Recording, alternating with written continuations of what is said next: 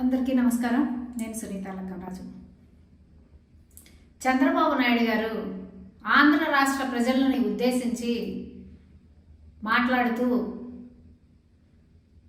జగన్మోహన్ రెడ్డి ఆంధ్ర రాష్ట్రాన్ని అప్పుల కుప్పగా మార్చాడు, 14 లక్షల కోట్ల రూపాయల అప్పు ఉంది, తమ్ముళ్ళు వినండి అని చెప్పి చంద్రబాబు నాయుడు గారు చెప్తా ఉన్నారు. ఒక పక్కన పురంధరేశ్వరి గారు కూడా ఆవిడ కూడా డిక్లేర్ చేసి ఆంధ్రప్రదేశ్కి ఒకసారి 7 లక్షల కోట్ల అప్పు ఉందని చెప్తారు, ఒకసారి 11 లక్షల కోట్ల అప్పు ఉందని చెప్తారు, ఒకసారి 14 లక్షల కోట్ల అప్పు ఉందని చెప్తారు.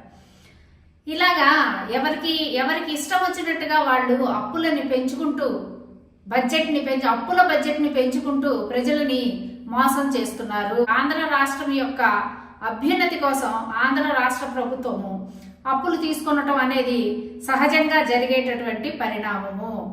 ఆంధ్ర రాష్ట్రానికి ఇప్పటి వరకు ఉన్నటువంటి అప్పు ఎంత అంటే 4,45,000 కోట్ల రూపాయల అప్పు మాత్రమే ఆంధ్రప్రదేశ్ ఉన్నది అని చెప్పి కేంద్ర ప్రభుత్వమే చెప్పింది.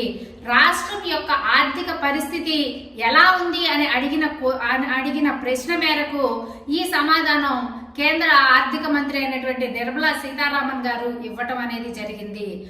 ఆంధ్ర రాష్ట్ర ప్రభుత్వం చేసే అప్పులన్నింటినీ కూడా FRBM పరిమితులకు లోబడే చేస్తోంది అని చెప్పి కేంద్ర ప్రభుత్వమే స్పష్టం చేసింది.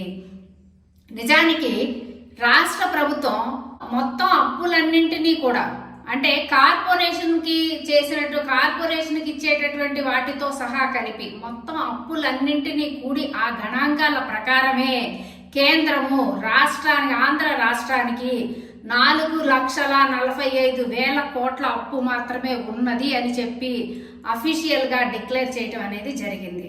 మరి ఎందుకు ఈ చంద్రబాబు నాయుడు గారు కానీ మరి పురంధరేశ్వరి గారు కానీ ఇన్ని వేల కోట్ల అప్పులు ఎక్కువ ఉన్నాయని ఎందుకు ప్రచారం చేస్తున్నారు? ఎందుకు తప్పుదోవ పట్టిస్తున్నారు? ఎవరైతే తటస్థంగా ఉన్నటువంటి వాళ్ళు ఉంటారో వారిని టార్గెట్ చేసి వారికి ఈ తప్పుడు అప్పుల లెక్కలు చెప్పి వారి మనసులు మార్చే ప్రయత్నం అనేది మరి వీళ్ళు చేస్తున్నారని చెప్పచ్చు. మనం ఒక ఉదాహరణగా తీసుకున్నట్టయితే మిగతా రాష్ట్రాల యొక్క రుణాల యొక్క శాతం ఎంత ఉంది, ఆంధ్రప్రదేశ్ యొక్క రుణాల శాతం ఎంత ఉన్నది అని గనక మనం ఒక గణాంకాలు గనక పరిగణలోకి తీసుకున్నట్టయితే కేరళలో రుణాల శాతం 37.2% ఉంటే మధ్యప్రదేశ్ వచ్చేసి 33.8% ఉంది, పశ్చిమ బెంగాల్కి వచ్చేసి 34.2% ఉంటే ఆంధ్రప్రదేశ్ యొక్క రుణాల శాతం కేవలం 32% మాత్రమే ఉంది. అయినప్పటికీ కూడా ఈ లెక్కలన్నీ సామాన్య మానవులకి సామాన్య ప్రజలకి తెలియదు కాబట్టి వారి ఇష్టానుసారం చంద్రబాబు నాయుడు గారు కానీ బీజేపీ కానీ పవన్ కళ్యాణ్ గారు కానీ మిగతా వారందరూ కూడా ప్రచారం చేయటమే కాకుండా ప్రత్యేకించి ఆంధ్రప్రదేశ్ అప్పుల పాలైపోతోంది అని చెప్పి కరపత్రాలు ముద్రించి మరి వారికి ఇష్టమైన పత్రికలలో ఫ్రంట్ పేజీల్లో వేసుకొని మరి పబ్లిష్ చేయటం అనేది ప్రజలకి కరపత్రాల రూపంలో అందించడం అనేది జరుగుతూ ఉంది. మేమందరం ఒకటే చెప్తా ఉన్నాం, ప్రజలు వీటిని చూసి మోసపోకండి, వారి బారిన పడకండి. వీరు చేసే అబద్ధపు ప్రచారాల వలన వీరు చేసే ఈ ప్రచార కాలుష్యానికి మీరు లోను కాకండి. ఈ ప్రచార కాలుష్యానికి లోనవటం వల్ల మనం ఆంధ్రప్రదేశ్ పురోగతిలో మనం ఉండే పరిస్థితి లేకుండా పోతుంది. కాబట్టి ప్రజలందరూ కూడా విఘ్నతతో ఆలోచించండి. ఇంత కరోనా కష్టకాలం వచ్చినప్పటికీ కూడా జగన్మోహన్ రెడ్డి గారు ఆంధ్రప్రదేశ్ ని అప్పుల కుప్ప చేయలేదు.